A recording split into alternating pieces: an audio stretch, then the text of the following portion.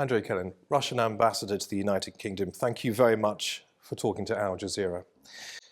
It's been a year of violent bloodshed, tens of thousands of people possibly killed, possibly millions being forced into exile from Ukraine. We're talking about people living in basements, about economic instability also rippling around the world. It's very, very hard to imagine that all of this was in Russia's initial plan when it began its so-called special military operation, something most other countries simply call a war. The conflict, in fact, did not start a year ago. It had started in 2014, when a very nationalistic government, extremely nationalistic government in Kiev has come to power as a result of this revolution that is called now Maidan. The main policy or major policy of this nationalistic government was to exterminate Russians, exterminate Russian culture, language, prohibit Russian language, and even physically kill Russians, especially that are living in the east of the country, in Donbass itself. And all those Russian-speaking were also involved into that. For 8 years, we conducted negotiations on the basis of Minsk Agreements, trying to settle this down and to settle the conflict. But now we understand that it was an imitation of diplomacy, because this nationalistic government was backed by Germany, France, United States, and UK, and they did not intend that it will come to an end, that the conflict will be resolved by Minsk Agreements. So after that, after 8 years of failed negotiations, we feel that either it will be, we need to use now military technical means, which we call now limited military operation.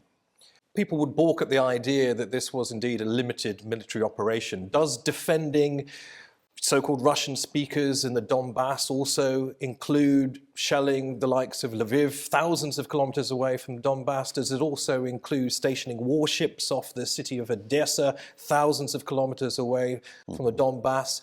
Also sending troops into the capital, Kiev, in the early days of the war.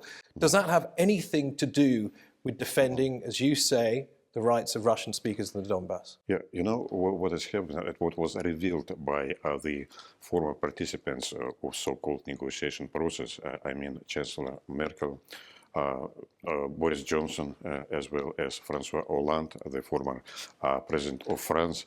They have said that it was not only imitation of diplomacy, but at the same time they needed to reinforce Ukraine and to create out of Ukraine an antipode of Russia, a so-called anti-Russia, in order to, Russia has become too strong for them. So they need a counterweight on it. And they spend a lot of money to create out of Ukraine very serious fortress full of armament. UK, for instance, has started this operation earlier than 2020. It was Operation Orbital. They have prepared 20,000 of Ukrainian troops. They have sent lots of weapons into the country. They tried even to create 2 maritime bases, one on Azov Sea, the other in the Black Sea. So that was an operation to reinforce Ukraine and to direct it against Russia. The argument being that it was their principal goal to defend the sovereignty of an independent democratic state, surely. Just to finish it up, what was needed, one of the goals of the operation was to reduce the military potential of Ukraine. Otherwise, it was creating a very big threat for Russia, especially when NATO has come to a border of Russia and they say that probably Ukraine will be part of NATO. So we feel very threatened because missiles that can be put on Ukraine and installed on Ukraine territory, they can reach Russian territory within a couple of minutes. I want to go back to what you said about the conflict having gone on for 8 years. According to the UN Human Rights Commission, more civilians were killed since Russia's invasion last February than in the past 8.5 years. We're talking about something like 8,000 civilians, hundreds of children.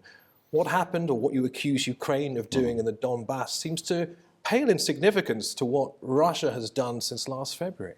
Official figures of the United Nations that 12,000 people has been killed from 2014 and until 2022. So it is much bigger figure. These were civilians mainly, and a big part of it has been killed in Donbass, since Ukraine has installed its cannons, missiles, and self-propelled rockets right in front of Donetsk, the capital of Donbass, and shelling the civilians. But no evidence of so-called genocide, which is what Russian state media repeatedly claims has happened in the Donbass. According to the OSCE, there's been no evidence at all of the atrocities that Russia claims Ukraine has carried out in the Donbass. Genocide is a very specific notion, I would say. It is formulated in UN documents, and well, some newspapers and politicians using this word just occasionally.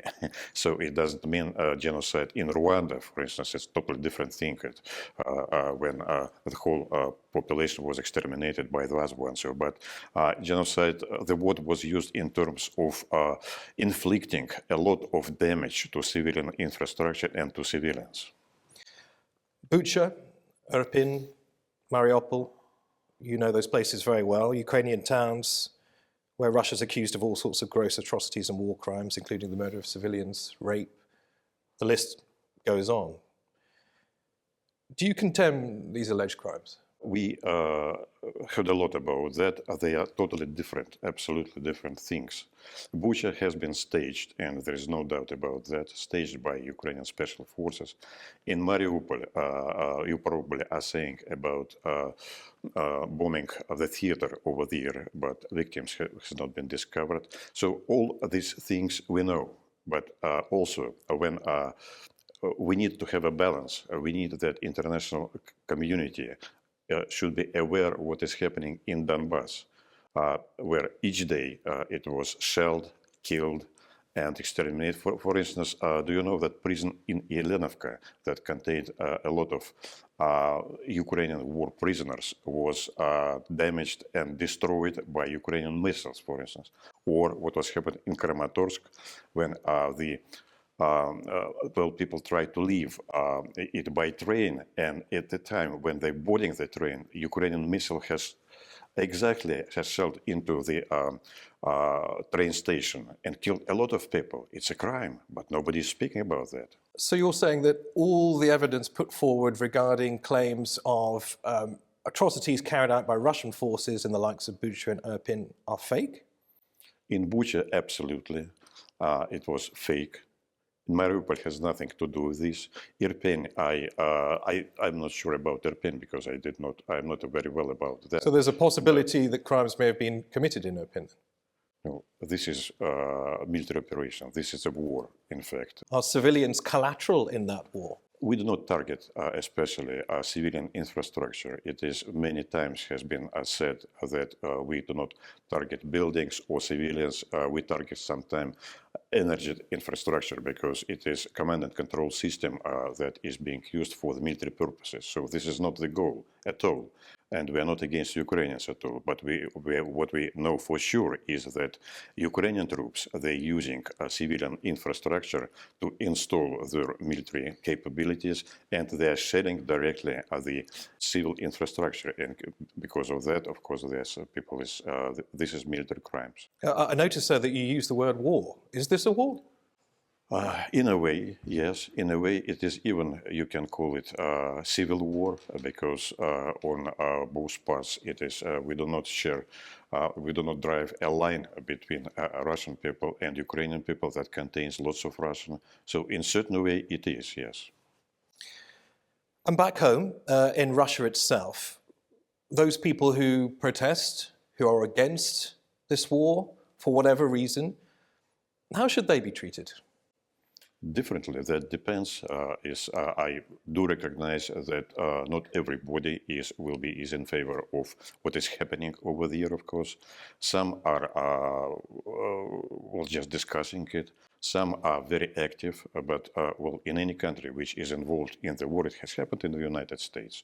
Of course, those who are arranging public protests against the policy of the government, they will treat it accordingly. I mean, I'm not denying that injustices may be carried out in other countries, including the United States, but focusing purely on Russia, is it right to lock up people for substantial amounts of time for protesting against what's going on Well, in you know, Ukraine? it is for us, it is a very special period of time. And because of that, special laws has been adopted by our parliament, which in fact do not favor if there will be an organized political process against the action of the government. It has happened in every government. If you look at what is happening in Kiev, then no one can say anything about actions at all. Opposition is totally exterminated. Newspapers, those are opposing the government, and political parties, they simply do not exist anymore. Do they exist in Russia? They do, sure, of course. We have several parties that have a place in Duma. Do you have a plurality? Do you have a variety of voices in the media, Oh, particularly when it comes to those who don't agree with what the government and what the Kremlin is doing? Well, I'm seeing it every day. I'm watching Russian television every day, much more than the British television now, because British television is producing only one point of view, and the debate that are taking place in our political talks, there are plurality of views, different views, should say, that are being expressed. I want to move on a little bit and ask you whether you personally were aware of the Kremlin's plans for a full-scale assault on Ukraine last February. Is this something that you and other prominent ambassadors around the world were aware of? Let's remember, of course, that at the time, Western intelligence agencies were being accused of hysteria by the Kremlin for even thinking that Russia was planning that. No, it will be funny to presuppose that military plans will be published in the newspapers. It is, in any case, it will be a very limited circle. No, I was not aware of that.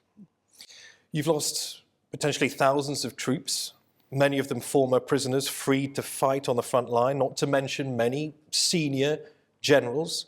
You've been hit by wave after wave of international sanctions, and the war appears to have strengthened, not weakened NATO, with the likes of Finland and Sweden now poised to join the alliance. It's hard to imagine that any of this was part of the plan for Russia.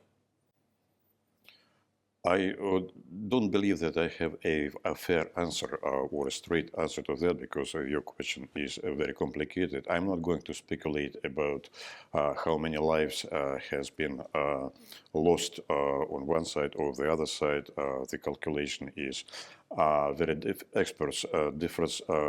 Mainly they are saying that we have lost on one Russian soldier 6 or 7 Ukrainians because of all of that. Yes, it is difficult, of course, but the price, the tag on it, the price of what is going on, and I'm not speaking about a victory or something like that, but the price is very high on it. It is also confirmed by... Sorry to interrupt, but what message does it send to the world that Russia is using conscripts, people in prison, to send to the front line to fight on behalf of this Kremlin's war?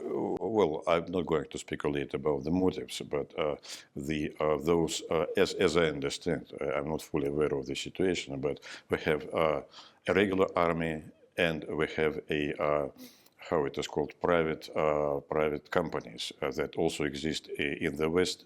A variety of them, Black Waters, for instance, and all of that stuff. French Foreign Legion. Take French Foreign Legion, which consists of, by the way, those who have been convicted and then gone to fight. I'm not sure about Black Waters, but I do believe Black Waters is also an American company, famous one, that contains a lot of those who has been sentenced and then inscribed into this. For us, this Wagner company is a private company, and the issue was that they're going to fight for some time, for money, and after 6 months, if I'm not mistaken, they will be free. They will be free and relieved of these sentences. But that simply isn't the case, is it? I mean, we're talking about large numbers of casualties amongst these people who have been recruited by Wagner, this private company with clear links to the Kremlin, to fight this conflict. Who is really fighting this war Is it a for Russia? question Is or it Wagner or is it the Russian military? Is it a question or a statement? Well, I'm asking you, who is fighting this war, Wagner or the Russian military? Who is winning this war? I'm not in possession of all the facts. There is an official report every day. There are lots of bloggers, so I hear different points on view on that. I think it's a combination of it. We are using the means that are at our disposal. Why does Russia continue to see the NATO alliance, a partnership of independent democratic states, a security alliance? Why does Moscow continue to see that as a threat, an existential threat? Oh my God, that's a good question. You know, I have spent 10 years in the headquarters of NATO trying to establish good relationship between NATO and Russia. But it was all until NATO has started bombardments of Yugoslavia, where they have killed lots of people, destroyed lots of bridges, used uranium as still diseases are spread over there. Then NATO has attacked Iraq and destroyed Iraq under totally false pretext of unexisted possession of mass destruction weapon. Then was Libya, which has been destroyed totally by NATO forces, and still there is no state, neither in Iraq, proper state. You talk about other countries there. Some of those countries may have had close diplomatic ties to Russia, but I'm talking specifically about Russia. Vladimir Putin, your boss, has repeatedly accused Russia of trying to accused NATO rather, of trying to encircle Russia. Russia cannot encircle NATO. No, sure, the other way around, of NATO trying to encircle Russia. Is that the case? Do you really believe that? That is the case, and absolutely it has happened. We have got promises in the end of the 90s that NATO is not going to enlarge. These promises has been fixed on paper, but we never take it as a treaty. These promises has been violated, has been destroyed. We have 7 waves of enlargement of NATO, closer and closer to our borders, until it has come absolutely, in the case of Ukraine, towards our border. But only 6% of Russia actually touches NATO countries. Russia has land borders with 14 countries. Only 5 of those are NATO members. Where does this narrative of encirclement come from? Who does it serve to continually insist that that is the case, that that is the goal for the NATO alliance? Your question is about whether NATO is defensive organization or aggressive organization. In its statutory documents, it is defensive organization. But we have seen lots of time that NATO behaves aggressively. Sometimes it was a coalition based on NATO resources. Sometimes it was NATO itself, but we do not take it that NATO is purely defensive organization. That is why we have to plan all the time that and accept that it is right now NATO and the European Union are supplying lots of weapons into Ukraine.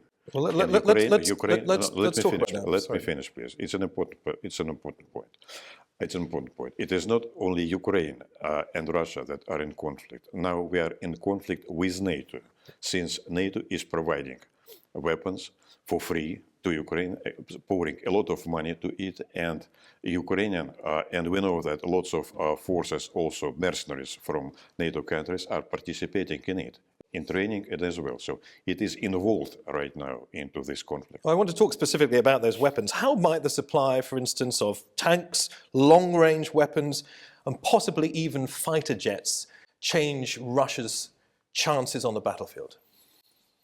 Don't believe that it will be much of an influence on that because of the quantities, with the exception of one thing. As for tanks, we have destroyed several thousands of tanks that has been on the part of Ukrainian army. Some in possession of Ukrainian army, it was around 2,000. Then there was supplies from Poland and all the others of the old Soviet Union equipment. So right now, some quantities, some numbers of tanks will come to this. So I don't believe that it will be a serious threat to us. The threat is a long-range weapon, because a long-range weapon, they can achieve goals on the territory of Russia. So far, other countries abstained from provision or saying that they are going to abstain. Only the United Kingdom is saying directly that it is going to provide a long-range weapon for the Ukrainian army. How would that affect Russian tactics? And we are certain that this long-range weapon will be used against civilian targets like the mortars, Caesar from France, and HIMARS, that they are not targeted against Russian military infrastructure. They are targeted against houses in Donbass, in Donetsk itself. Do you fear those weapons may be used against Russia directly? Yes. How tactically might Russia respond? Would that mean having to make greater advances to push further into Ukraine? Exactly. You have answered your own question. Then we have to move this line further, deeper into Ukraine, just to avoid further threats to the territory of Russia and to the territory of Donbass. So, in this way, Western countries, they are destroying Ukraine itself. NATO Secretary General Jens Stoltenberg has said the alliance has seen signs that China was considering supplying arms to Russia. Is China offering military support to you? Officially, China is saying that it is not providing us military support. And as far as I know, it does not happen. But we have a lot of trade with China. Of course, we are under sanctions, and lots of sanctions has been imposed.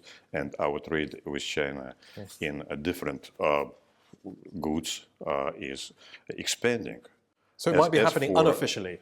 I do not know. I haven't said that, and do not try to attach to me anything this. China is saying that it is not supplying us with arms, and we have no confirmation that we are getting arms from China. We have sufficient arms ourselves. Our capacities in this in this respect, they're enormous.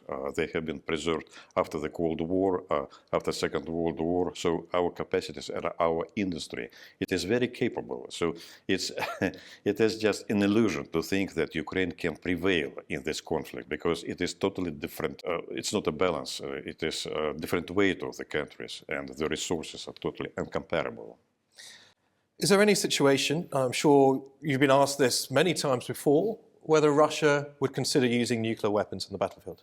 I have been many times asked about this, and I can tell you once again that our military doctrine, it envisages only two options for the use of military weapons. If we are under severe attack by nuclear weapons from the outside, in this case by Western countries, or there is such a conventional threat to Russia, that such a conventional invasion into Russia that can make a threat to existence of the state. This is not a type of a conflict when it can be used. President Biden has said Vladimir Putin's made a big mistake by suspending the New START nuclear arms reduction treaty with the US that caps the number of nuclear weapons both countries that have. You know all too well about this, having worked in that field yourself. Does Russia now plan to use this as an opportunity to build up its nuclear arsenal? No, and once again, no. The issue is that the goal that has been proclaimed by the United States is to strategically defeat Russia. In this situation, of course, we cannot stick to this treaty. But it has been also stated absolutely that verification mechanism is going to be abolished right now, suspended, I would say. Inspections and all of that stuff. But as for the limits, abolished or suspended? No, suspended. But the limits, I mean numerical limits for warheads and for ballistic missiles and all that will be, we will stick to these limits with no doubt. So if it's suspended, possibly Russia would be willing to rejoin. Under what conditions? It might happen if the United States will change its goal to defeat Russia strategically. Your Russian ambassador to the United Kingdom. We've seen the Ukrainian President Vladimir Zhirinovsky come here several times on many high-profile visits. He's addressed nearly every government in Europe and many governments further afield. How does that make you feel? No, it is just going with extended hand all around the world and demanding money, demanding weapon, demanding help. This is funny, of course, but it is does not contribute to its image of a serious politician. It means that Ukraine has no means either to exist economically or to fight itself without external help. It is now totally dependent on the outside assistance, outside money. The state does not function. Ukraine has lost about 80% of its industrial potential. It has lost agriculture. It is now losing its people. Right now in Ukraine, population is around 20 million. Before the conflict, it was 45. Can you explain to me why the Kremlin has repeatedly called Vladimir Zelensky a Nazi, given that he is Jewish? I mean, who does that serve, repeatedly calling him that?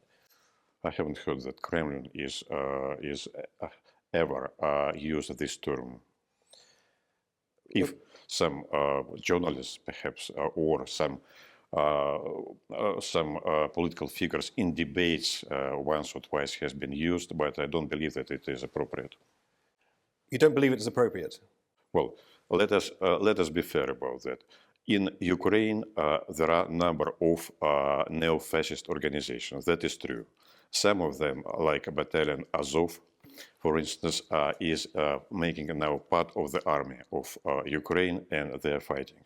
And recently, one of division in Ukraine has got a name of Edelweiss. Edelweiss, it was a Nazi division, very famous one, also for bringing a lot of bad to people. So they are using this terminology that has been used in during in Nazi Germany, and we understand the source of it. And the government of Ukraine, as I said, it is extremely nationalistic. To draw a line between fascism and nationalism is extremely difficult. We're coming to our last few questions.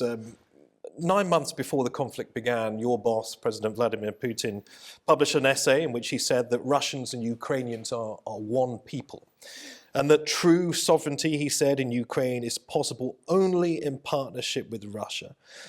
Does Putin have imperial ambitions to reclaim land lost after the collapse of the Soviet Union? Well, you know, we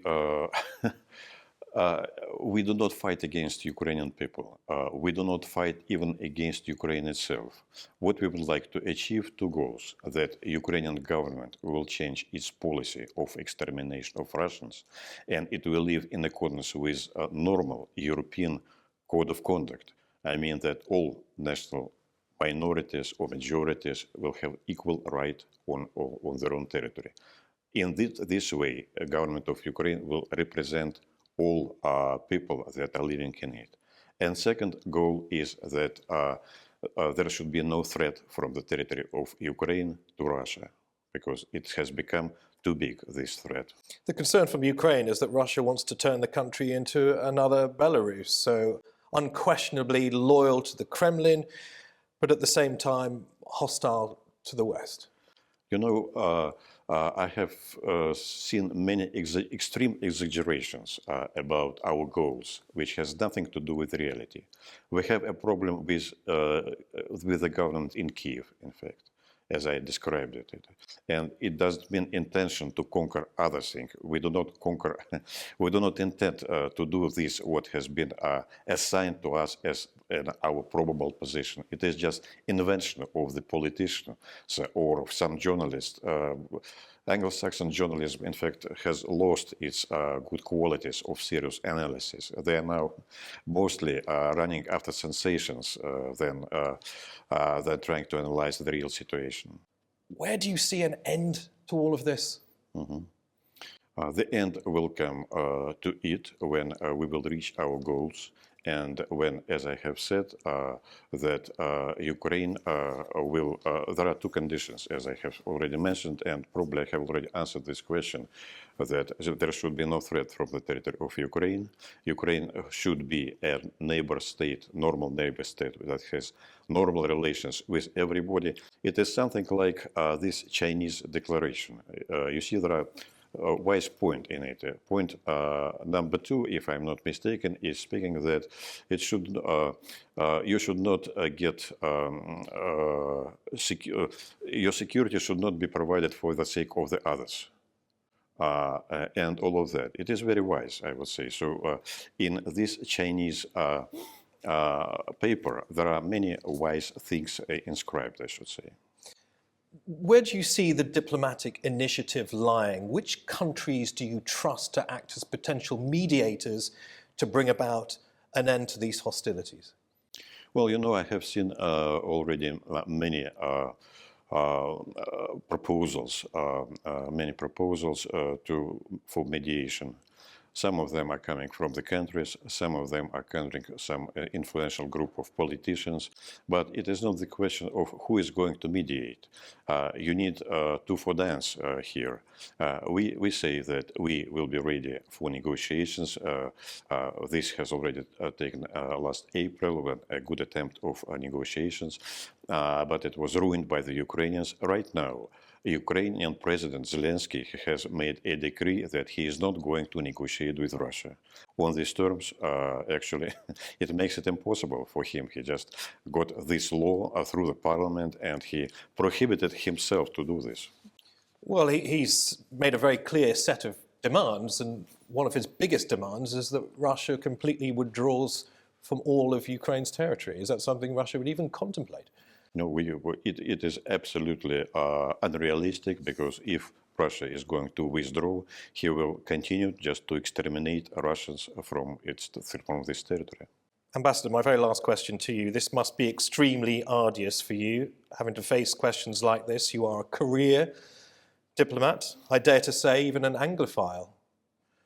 Someone whose own father wrote a book about British customs and traditions. You know this country very well, a country that is now views Russia with a tremendous amount of hostility given what's going on in Ukraine. You've made a successful career of building bridges between Russia and other countries, and now this, near daily, weekly protests outside the Russian embassy. Is it really worth it?